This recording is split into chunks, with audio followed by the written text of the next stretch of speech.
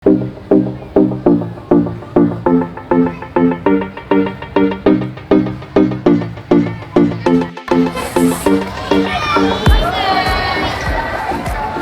andiyan pala kayo.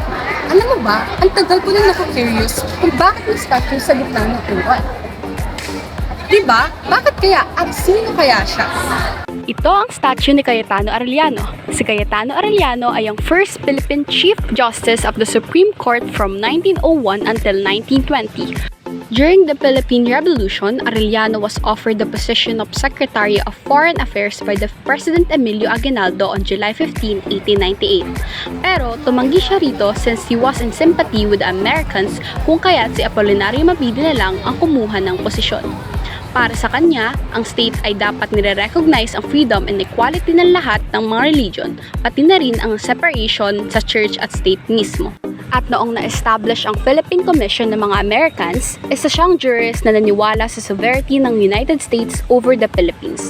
In addition, he was also honored with the Doctor of Laws degree ng University of Yale. Noong December 23, 1920, namatay si Arellano. Para sa pagbibigay pugay sa kanya, ang isang baryo sa Orion kung saan siya pinanganak ay pinangalanan na Barangay Arellano.